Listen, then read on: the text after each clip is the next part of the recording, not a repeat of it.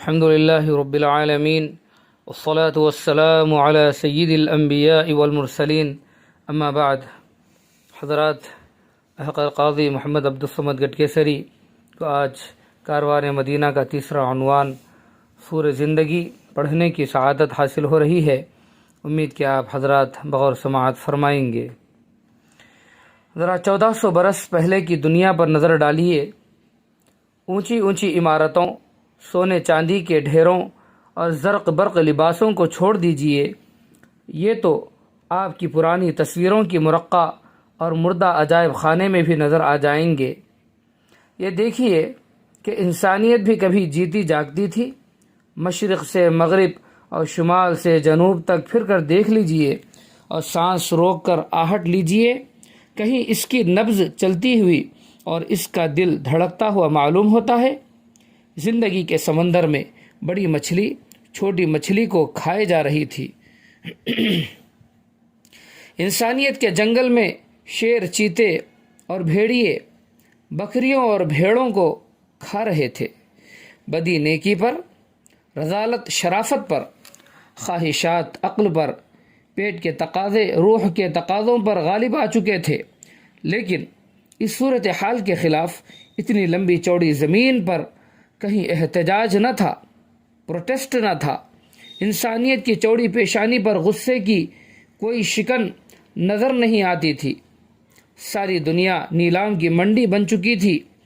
بادشاہ، وزیر، امیر و غریب،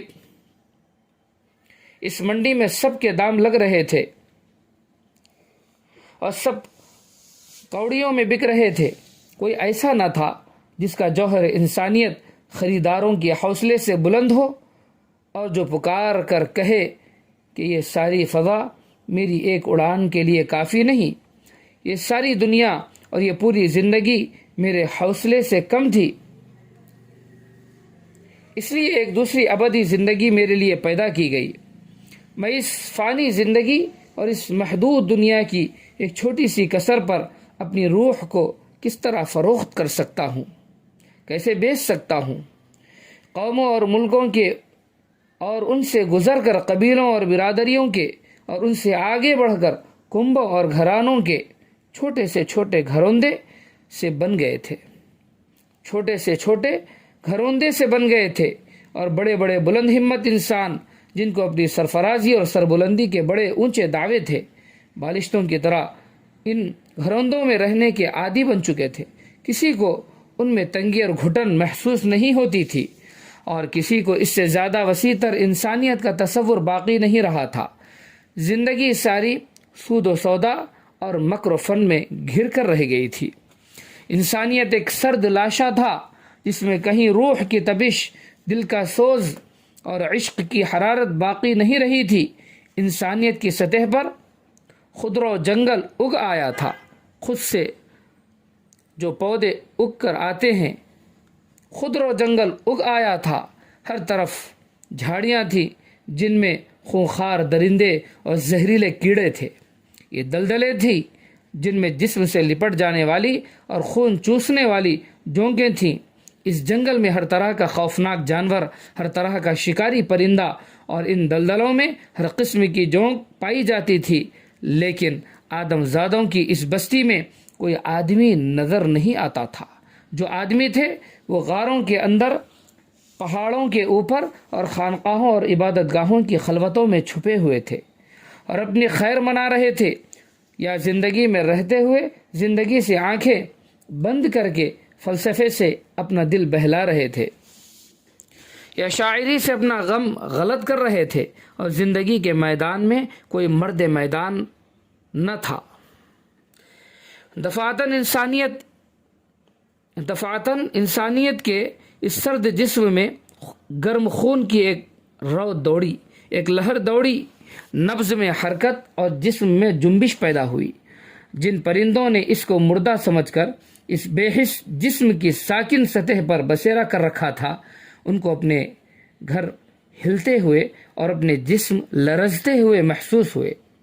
قدیم سیرت نگار اس کو اپنی زبان خاص میں یوں بیان کرتے ہیں کہ کسریٰ شاہ ایران کے محل کے کنگرے گرے اور آتش پارس ایک دم بجھ گئی.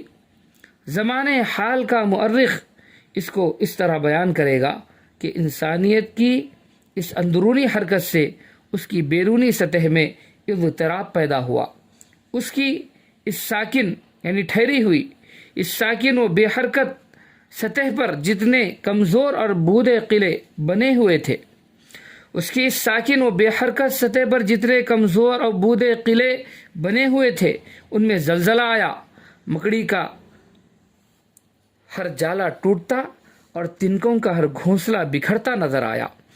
زمین کی اندرونی حرکت سے اگر سنگین عمارتیں اور آہنی برج خزاں کے پتوں کی طرح جھڑ سکتے ہیں تو پیغمبر صلی اللہ علیہ وسلم کی آمد سے کسریٰ و قیصر کے خود ساختہ نظاموں میں تزلزل کیوں نہ ہوگا؟ زندگی کا ایک گرم خون جو انسانیت کے سرد جسم میں دوڑا محمد رسول اللہ صلی اللہ علیہ وسلم کی بعثت کا واقعہ ہے، جو متمدن دنیا کے قلب مکہ معظمہ میں پیش آیا. آپ صلی اللہ علیہ وسلم نے دنیا کو جو پیغام دیا اس کے مختصر لفظ زندگی کی تمام وسعتوں پر حاوی ہیں. تاریخ گواہ ہے کہ انسانی زندگی کی جڑیں اور اس کے جھوٹے قصر زندگی کی بنیادیں کبھی اس زور سے نہیں ہلائی گئیں جیسی اس پیغام لا الہ الا اللہ محمد الرسول اللہ، اللہ کے سوا کوئی معبود نہیں، حضرت محمد صلی اللہ علیہ وسلم اللہ کے رسول ہیں.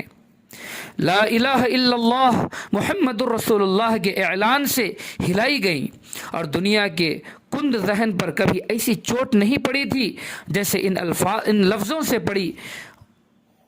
وہ غصے سے تلملا گیا اور اس نے جھنجھلا کر کہا اعوذ باللہ من الشیطان الرجیم بسم اللہ الرحمن الرحیم اجعل الآلہۃ الہا واحدا ان ھذا لشیء عجاب. کیا ان سب کو جن کی ہم پرستش کرتے تھے اور جن کے ہم بندے بنے ہوئے تھے اڑا کر ایک ہی معبود مقصود رکھا ہے؟ یہ تو بڑے اچنبے کی بات ہے. اس ذہن کے نمائندوں نے فیصلہ کیا کہ یہ ہمارے نظام زندگی کے خلاف ایک گہری اور منظم سازش ہے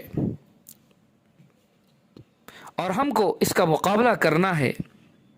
وانطلق الملأ منهم ان امشوا واصبروا على آلهتكم ان هذا لشيء يراد.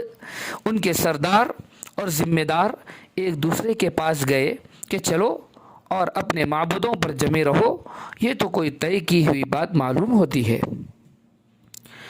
یہ نعرے زندگی اور انسانیت کے پورے تصور یہ نعرے زندگی اور انسانیت کے پورے تصور پر ایک کاری ضرب تھی، ایک مار تھی جو ذہن کے پورے سانچے اور زندگی کے پورے ڈھانچے کو متاثر کرتی تھی. اس کا مطلب تھا، جیسا کہ آج تک سمجھا جاتا رہا، یہ دنیا کوئی خودرو جنگل نہیں، یہ دنیا کوئی خودرو جنگل نہیں، خود سے پیدا ہوئی نہیں ہے، بلکہ یہ مالی کا لگایا ہوا آراستہ باغ ہے اور انسان اس باغ کا سب سے اعلیٰ پھول ہے. یہ پھول جو ہزاروں بہاروں کا سرمایہ ہے، بے مقصد نہیں کہ ملدل کر رہ جائے. انسان کے جوہر انسانیت کی اس خالق کے سوا یعنی اس کریٹر کے سوا کوئی قیمت نہیں لگا سکتا. اس کے اندر وہ لامحدود طلب، وہ بلند ہمت، وہ بلند پرواز روح اور مضطرب یعنی تڑپنے والا دل ہے کہ دنیا مل کر اس کی تسکین نہیں کر سکتی اور یہ سست عناصر دنیا اس کے ساتھ نہیں چل سکتی. اس کے لیے غیر فانی زندگی اور ایک لامحدود دنیا درکار ہے، جس کے سامنے یہ زندگی، یہ قطرہ اور یہ دنیا بازیچے اطفال ہے. وہاں کی راحت کے سامنے یہاں کی راحت اور وہاں کی تکلیف کے سامنے یہاں کی کوئی تکلیف حقیقت نہیں رکھتی. اس لیے انسان کا فطری تقاضا خدائے واحد کی عبادت، بندگی، ورشپ، اس کی خود شناسی، رضائے الہی کی طلب اور اس کی زندگی، اس کے لیے جد و جہد یعنی کوشش ہے. انسان کو کسی روح، کسی مخفی و فردی طاقت، کسی درخت اور پتھر، کسی قسم کی دھات اور جمادات، کسی مال و دولت، کسی جاہ و عزت، کسی طاقت و قوت اور کسی روحانیت و عظمت کے سامنے بندوں کی طرح جھکنے اور سبزے کی طرح پامال ہونے کی ضرورت نہیں۔ وہ صرف ایک بلندی کے سامنے سب سے زیادہ پست جھک کر اور سب پستیوں کے مقابلے میں سب سے زیادہ بلند ہے۔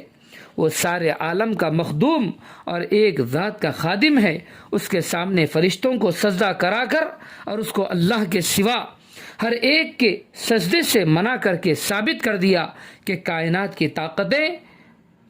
کی طاقتیں جن کے فرشتے امین ہیں اس کے سامنے سرنگوں اور سربسجود ہیں، جھکے ہوئے ہیں، اور اس کا سر اس کے جواب میں اللہ کے سامنے جھکا ہوا ہے۔ دنیا کا ذہن اتنا شل ہو چکا تھا کہ وہ مادیت و محسوسات اور جسم اور پیٹ کے حدود سے باہر آسانی سے کام نہیں کر سکتا تھا۔ لوگوں کا ذہن اتنا اتھلا ہو چکا تھا کہ وہ کسی انسان سے متعلق گہرا اور بلند تصور قائم نہیں کر سکتا تھا۔ انہوں نے کچھ پیمانے بنا رکھے تھے، ہر نئے شخص کو اس پیمانے سے ناپتے اور تولتے تھے۔ زندگی کی جو چھوٹی چھوٹی بلندیاں بن چکی تھیں، ہر بلند انسان کو انہی کے سامنے لا کر دیکھتے تھے۔ انہوں نے بڑے غور و فکر اور ذہانت سے کام لیا، اور وہ رسول اللہ صلی اللہ علیہ وسلم کے لیے اس کے آگے نہ سوچ سکے کہ یا تو وہ مال و دولت کے، یا سرمایہ داری و بادشاہی کے، یا عیش و عشرت کے طلبگار ہیں۔ انصاف کیجئے تو اس وقت تک دنیا کا تجربہ، ایکسپیرینس اس سے زیادہ اور کیا تھا، اور اس نے اپنے زمانے کے حوصلہ مندوں اور شہبازوں کی اس سے بلند پرواز کب دیکھی تھی۔ انہوں نے آپ صلی اللہ علیہ وسلم کی خدمت میں ایک وفد بھیجا۔ یہ دراصل حقیقت میں اس عصر کے یعنی اس زمانے کے ذہن و دماغ اور نفسیات کی سچی نمائندگی، اور اس نے جو کچھ کہا وہ زمانے کے احساسات کی صحیح ترجمانی تھی۔ رسول اللہ صلی اللہ علیہ وسلم نے جو اس کا جواب دیا وہ نبوت کی صحیح نمائندگی اور امت مسلمہ کی حقیقت کا اصلی اظہار تھا۔ آپ صلی اللہ علیہ وسلم نے ثابت کر دیا کہ آپ صلی اللہ علیہ وسلم ان میں سے کسی چیز کے طالب نہیں، نہ مال، نہ دولت، نہ عزت، نہ شہرت، نہ سلطنت، نہ بادشاہت، کچھ نہیں۔ آپ صلی اللہ علیہ وسلم جس چیز کے داعی ہیں وہ ان کی ان بلند چیزوں سے اس سے بھی زیادہ اونچی ہے جتنا آسمان اس زمین سے۔ آپ صلی اللہ علیہ وسلم اپنی ذاتی راحت اور ترقی کے لیے فکر مند نہیں، بلکہ نوع انسانی کی نجات اور اس کی راحت کے لیے بے چین ہیں۔ آپ صلی اللہ علیہ وسلم اس دنیا میں اپنے لیے کوئی مصنوعی جنت بنانے کے خواہش مند نہیں، بلکہ جنت سے نکالے ہوئے انسان کو حقیقی جنت میں ہمیشہ کے لیے داخل کرنا چاہتے ہیں۔ آپ صلی اللہ علیہ وسلم اپنی سرداری کے لیے کوشاں نہیں، بلکہ تمام انسانوں کو انسان کی غلامی سے نکال کر بادشاہ حقیقی یعنی اللہ کی غلامی میں داخل کرنا چاہتے ہیں۔ اسی بنیاد پر یہ امت بنی اور یہی پیغام لے کر تمام دنیا میں پھیل گئی۔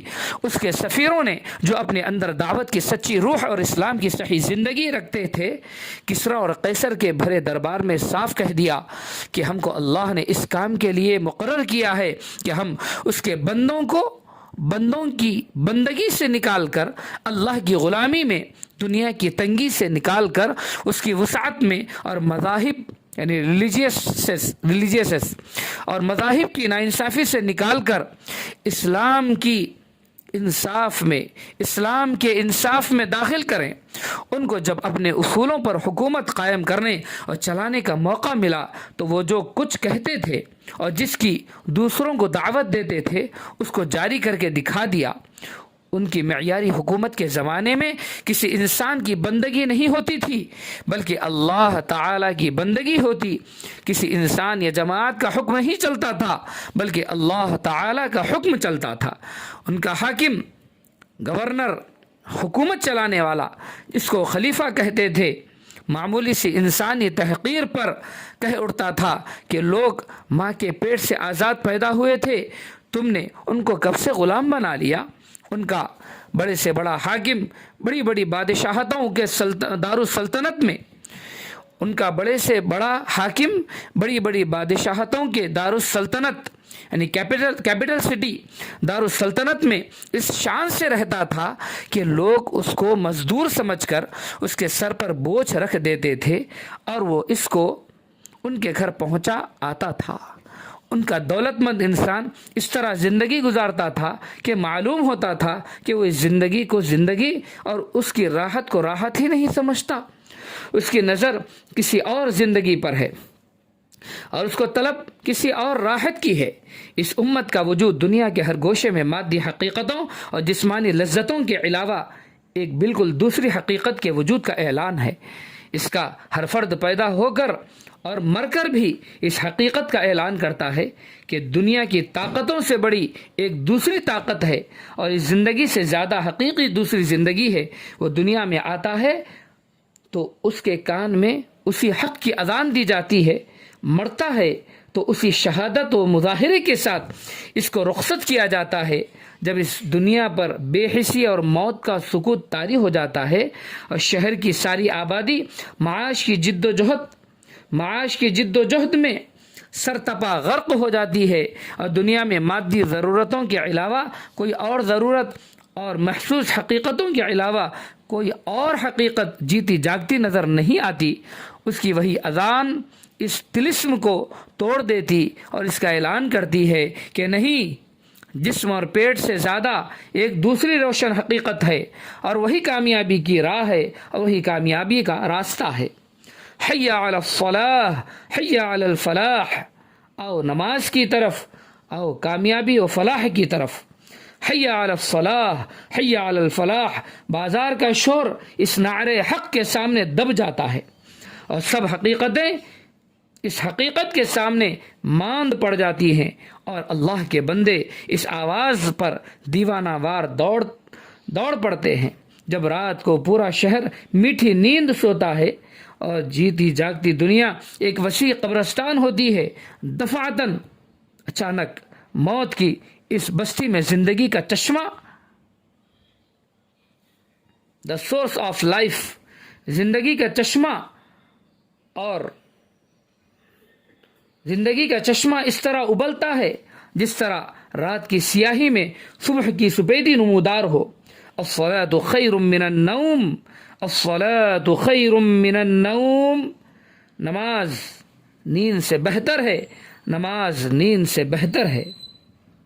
الصلاۃ خیر من النوم سے اونگتی سوتی انسانیت کو تازگی اور زندگی کا نیا پیغام ملتا ہے۔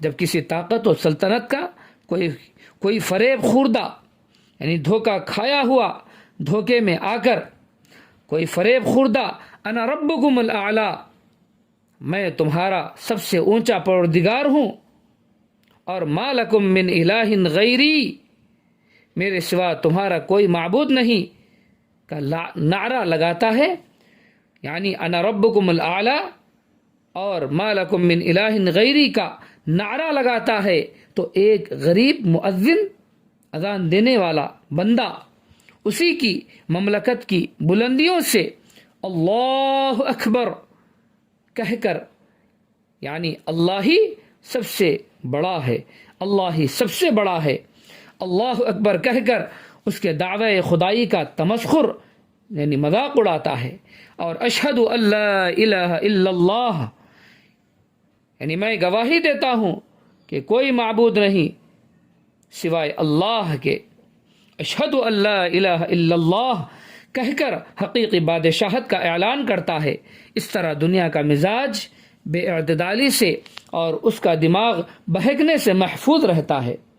اس عرفان، ایمان اور اعلان کا چشمہ محمد الرسول اللہ صلی اللہ علیہ وسلم کی بعثت اور آپ صلی اللہ علیہ وسلم کی تعلیم و دعوت ہے، اور اب یہی عرفان، ایمان اور اعلان دنیا کی حیات نو یعنی نئی زندگی کا، حیات نو کا سرچشمہ اور ہر صحیح و صالح انقلاب کا واحد ذریعہ، صالح انقلاب یعنی رائچیس ریولیوشن، یہ سحر جو کبھی فردا ہے کبھی ہے امروز، یہ سحر جو کبھی فردا ہے کبھی ہے امروز، یہ سحر جو کبھی فردا ہے کبھی ہے امروز، نہیں معلوم کہ ہوتی ہے کہاں سے پیدا، وہ سحر جس سے لرزتا ہے شبستان وجود، وہ سحر جس سے لرزتا ہے شبستان وجود، ہوتی ہے بندہ مومن کی اذان سے پیدا، ہوتی ہے بندہ مومن کی اذان سے پیدا۔ جزاک اللہ خیرا و احسن الجزا۔ اگلے ہفتے تک کے لیے احقر کو اجازت مرحمت فرمائیں۔ بہت شکریہ۔ السلام علیکم ورحمۃ اللہ وبرکاتہ۔